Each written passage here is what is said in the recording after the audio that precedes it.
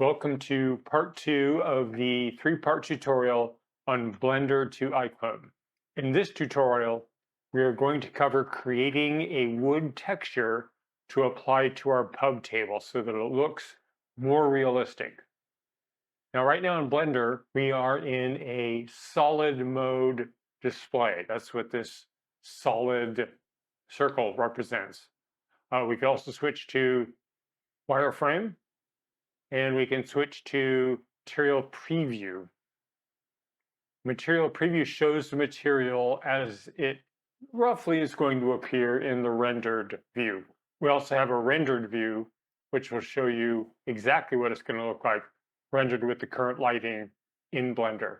With that said, let's go back to our material preview. As you can see, it's all white. It's not what we want. So we need to create a shader for this table. Before we do that, we are going to use a Blender add-on called Node Wrangler. Node Wrangler is used so commonly in the Blender world that I'm going to show you how to enable it. Just save it, always leave it enabled, you'll be good to go. So you go to Edit, Preferences. Under Search, you can just type in Node. Now this ships with Blender, so you have it already. It doesn't cost you anything. And it's Node Wrangler.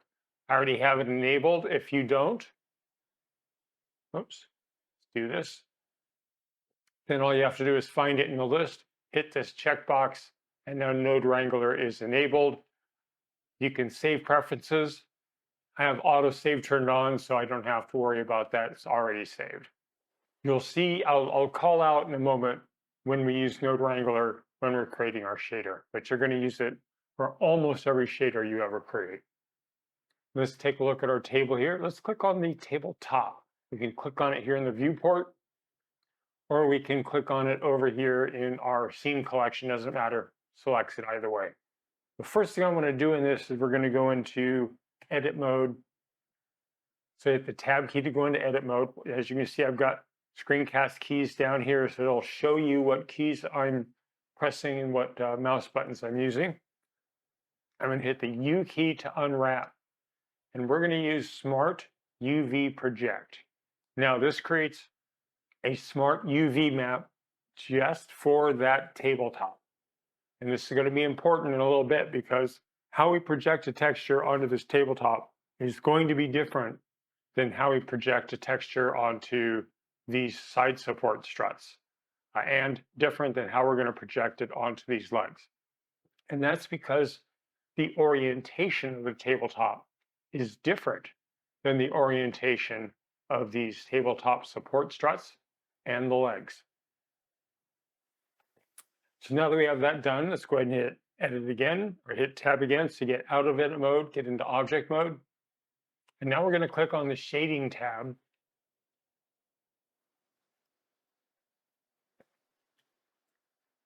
Every object, and there are several objects here. For example,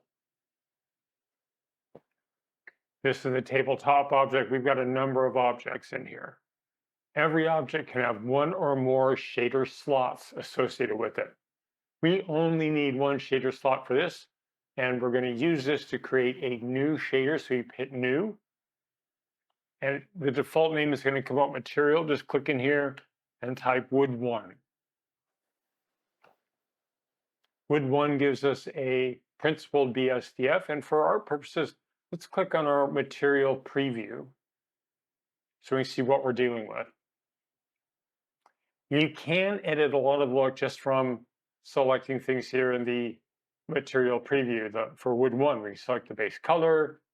We have a lot of control here, but we don't have enough control to make a good-looking wood texture. Just the principled BSDF alone is good for making, plastics and some metals and things like that. But more often than not, you're going to add more to it, and that's what we're going to do. So the next thing we're going to do is we're going to add a color ramp, and adding nodes in a shader is just like adding a mesh in the layout view of Blender. You hit Shift A. Now you can search for what you want. We're looking for a color ramp. You can search for what you want, the hard way. Or you can do what I do and just hit, I'm searching for a color ramp. So we will just take that and boom, we have a color ramp. And we're going to map the color into the base color. So because of the nature of our color ramp, it doesn't look like much is changing. A little different, but that's okay. Now, if we want to add wood, it's a very good idea to use wood type colors. And that's probably not something you have memorized. So I'm going to show you a handy little website for that. So you're going to go to color.adobe.com. And here you want to hit this Explore tab. And then we're going to search for wood. And it's going to come up and show you a bunch of different textures. We're going to pick a texture that we like. I kind of like this color of wood. The wood that I have on mine is very dark, but I like this one here. So we're going to make ours use these colors. If we click on this, it will give us the hexadecimal codes for each one of the colors that goes into making this bit of wood. So we're just going to click on the first one. It says it's copied the value. We're going to tab back to our shader here. I'm going to click on this little block here so this black shows up. Click on hex, click in here and Control V. And now it has that shader. I'm going to hit the plus sign, add another shader. We're going to Alt tab back and we're going to grab this one. Click on it to copy it. Alt tab back, click in here, click hex, Control V to paste. If you're on a Mac, obviously it's going to be Command V. Let's see. I hit plus again, and it puts it down here. It doesn't really matter where it goes per se. So we'll take this one. We'll go here, and this is going to be our darkest one. We click on that to copy it. Click over here, and we're going to paste that value in. And then I'm going to click on this one here because it tends to, when you hit the plus, it's going to divide it between them. So then we'll click on this one. Alt tab, we'll grab this one here, color copied. We're going to paste that in. And then we'll click on the last one. We'll grab this last color and paste that in.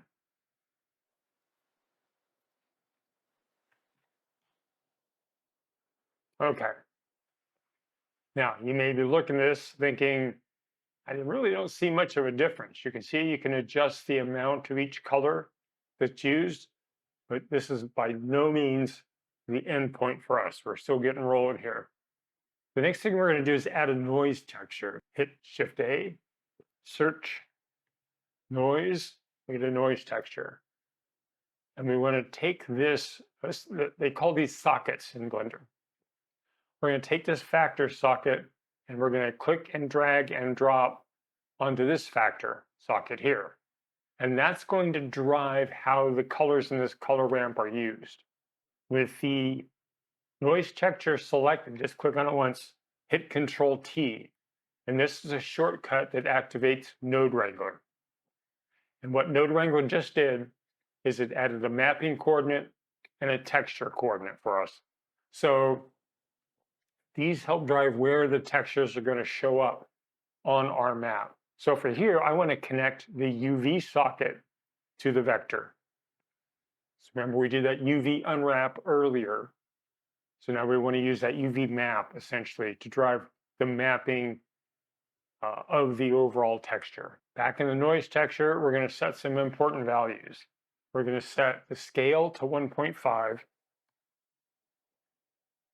And these are all numbers you can play with on your own to get exactly what you want. The detail, we're going to set to 16. Our roughness, 0.75. And our distortion, 0.7. And you can see how this has a dramatic effect. Now, you don't have to use these values. Feel free to experiment with them on your own to get exactly what you want, okay?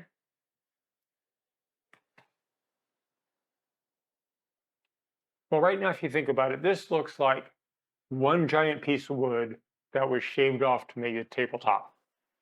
And if that's what you want, and not even a great wood, we have more work to do. No, I'm just getting warmed up. But if that's what you want to look like it's one piece of wood, that's fine. But most wooden furniture is made out of planks. So we want to model planks. So to do that, we need to squeeze this texture so that it looks like it's going in a certain direction. So we're going to take the Y scale and we're going to set it to -13. That's starting to resemble wood textures a little more. Click the noise texture and the color ramp. We're going to hit Shift D. That will duplicate both of those. And we're just going to drag those down. You're going to see why in just a moment. On the new noise texture, we're going to set the scale to 2.1. And we're going to set its distortion to 0.8, just so it's a little different than the other one. Now we can also change the color ramp. We can't really see what we're doing yet, so we'll come back to tweaking the color ramps in just a moment. We also want to bump nodes, so this looks a little more, has some texture to it. So we just say search, bump. Our bump goes into the normal, and out of this first noise texture we have here, we're going to grab this factor and we're going to map it into the height of our bump texture. So now if we come in, it looks a little more like it has some actual grain to it. There's some depth. We're going to smooth this out though. That's way too strong. So this looks like it's a little more like rough hewn wood. We don't want that. We're going to have it smooth and polished. So we're going to take the strength of this bump node and we're going to make this, we'll say 0.1. Now it looks a lot smoother. Once again, feel free to adjust it to meet your needs. If you're doing an old-timey tavern, you may want something closer to 0.1. We'll just do 0.1 for now, nice and smooth. Now, in order to get the look of planks going across, we're going to add a brick texture. So Shift A, search, brick, and just drop it on this noodle, they are called, this line or noodle between these two. And it's going to map this first color ramp into color 1. Grab the second color from the color ramp and map it into color 2. Now it looks like you've got bricks. So we're getting there. We're not quite planks. These look more like wooden tiles in a way, but we're going to tweak this to make it look very nice. So our offset, we're going to leave at 0.5. Our frequency is 0.2, or I'm sorry, our frequency is 2. Our squash is going to be, we're going to leave that as a default of 1, and its frequency also of 2. We'll leave the scale at 5, but the mortar size is way too thick. So the mortar size we're going to set to, okay, that's a little better. We'll do 0.002. So you can see the lines between the planks, but it's not overwhelming. So we'll leave the bias at 0. Now the brick width, we're going to change dramatically to 2.7.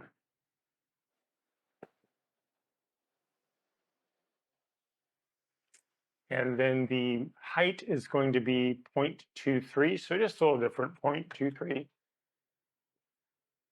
And now it starts to look more like we have planks. However, it looks a little too homogeneous for me. I mean, you can see that they are different, like they're cut from the same piece of wood, but different offsets, and that's fine. But one of the things we can do is we can start to play with the colors on our color ramp.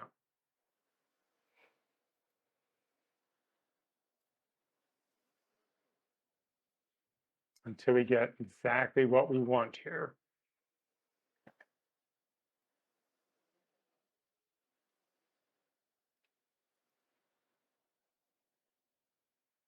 Actually, I'm going to take this, I'm going to drag this all the way over. I'll drag this other one in. And then I'm going to drag this darker one out. I'm going to darken the whole thing as a result. So that looks better to me like that. So we can see our bricks have different color patterns, and you can begin to see those pretty effectively on the tiling. We have one more thing to do. We're going to map this object socket on the texture coordinate to the vector of our brick. And that's just going to help change it up a little more so it looks a little more like actual wood.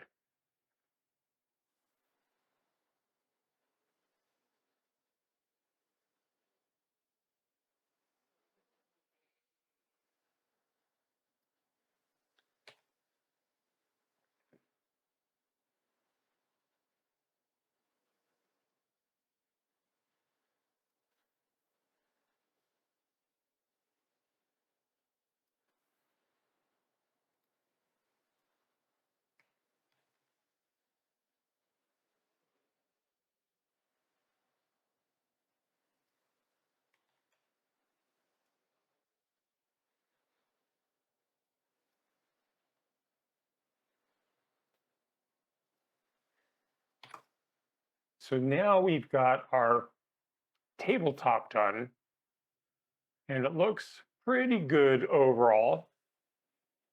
Now, the next thing we want to do are the tabletop struts. So in your scene collection here on the right, click the little triangle on tabletop, and it'll show the other good stuff you got here. So one of his children are tabletop struts. Let's click that. Doing a create a slot. And then instead of creating a new texture, we're going to take that existing wood one texture and use it again. So that's okay, but it just doesn't look right, does it? That's too mixed. And this skirting or this support should have the wood going in this direction, not up and down the planks. And there should probably really only be one plank. It doesn't need to have multiple planks going across the support. So let's fix that. So to do this, we're going to make another copy of this wood texture because most of what we've got here we like and we want to keep. But we just need to tweak a few things, but we can't do that under this one texture. We need to create a new texture. So we're going to click on this number 2. That shows the number of users of the data. And that means really that right now the tabletop and the tabletop struts are the 2 users of this wood one texture. If we click on this, that makes it a single user texture, which is a fancy term to say it copies it into a new texture. We're going to call this a different name. We're going to call this wood sides. So now that we've got that done, we won't need a brick texture, so we can just click on the brick texture and hit the delete key. We don't need this color ramp or noise texture at the bottom. We'll map the color from the color ramp to the base color. Okay, so it's better we got rid of the planks because we got rid of the brick texture, but it's still pointing in the wrong direction. So here we want to set the Y scale to 1, and we want to set the X scale to 13. And this looks more like it's a single plank going across the bottom. Now, if you want, you can tweak that a little bit. Maybe you want to make it higher, make it more compressed. Doesn't really matter, however you want to do it. I'm going to stick with 13. And I think we are looking okay with this so far. So now let's select shelf top. We'll add a slot for our material, and our material here, this will be wood 1 because it's just like this one on the top. It's just a horizontal texture. But if we go to shelf struts, add a slot, that's going to be a wood side. So it's the same thing.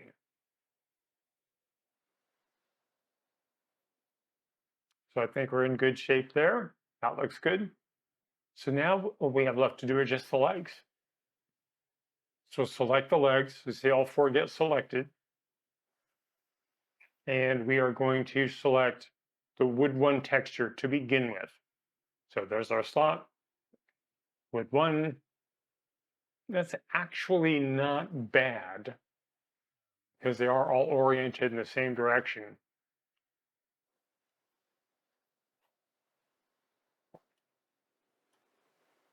So I think for the sake of brevity, we'll just keep it like that. That looks good. And that's all there is to creating a completely procedural shader.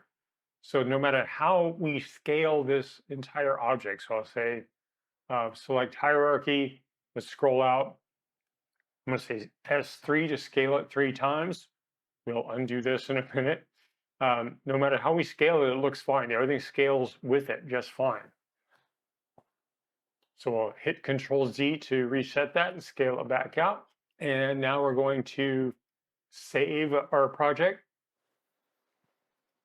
We can go back out here into the layout. If we wanted to, we could take a look at this in rendered mode. That's going to give us a better idea of what this is going to look like. Now, right now, I actually have 2 lights here. So this is the default light at 1,000 watts. Previously, I had added another light at 200 watts down here to help even the lighting out a little bit, just so when I'm looking at it. If you want to see it through the camera's view, hit the numpad 0, and that'll pop you into and out of the camera, toggles it. Although there is one more thing I want to do. So let's get out of the camera view.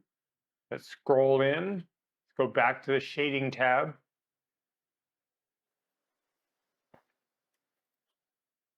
And on both this wood one, I should have done this earlier because I want to do this to both textures. But one of the things Blender will do is it can give us a clear coat. I'm going to set the clear coat to 0.3. So this is like it's got some lacquer on it.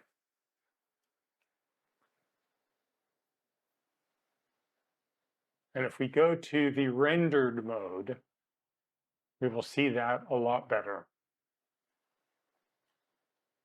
All right.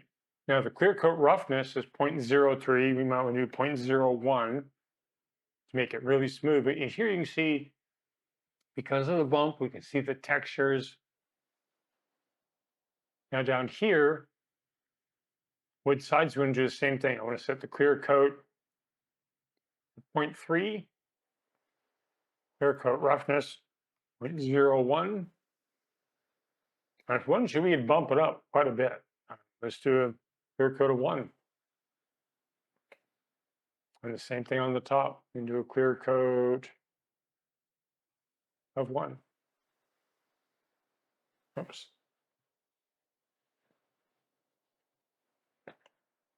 Now, similarly, I want to cut the roughness down. And now you start to see that clear coat a lot more easily. You see it's like there's a glare of the lacquer as a result.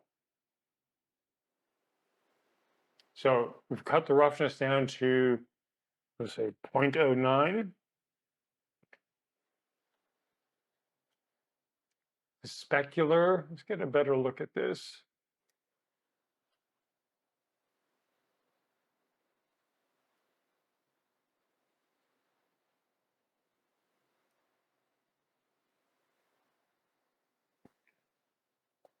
Let's cut the specular down. That'll cut the reflections, but if you want to increase the reflections, you can do that too, just by increasing the specular. Now, similarly, we want to do the same thing for here. We want to add that lacquer look to it.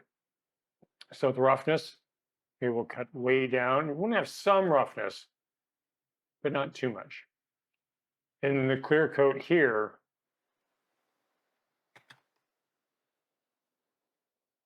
will start to look a lot better. So I hope you found this useful. The lighting will change when we get into iClone, so I wouldn't worry too much about the lighting now if you think it's too specular. If you do, just tone it down. It's up to you. So I hope you found this tutorial useful. In the third and final tutorial, we are going to render this material we made as a PBR material that iClone can use.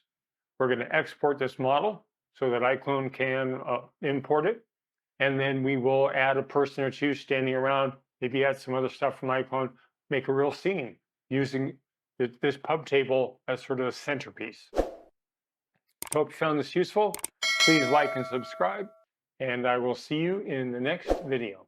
Bye.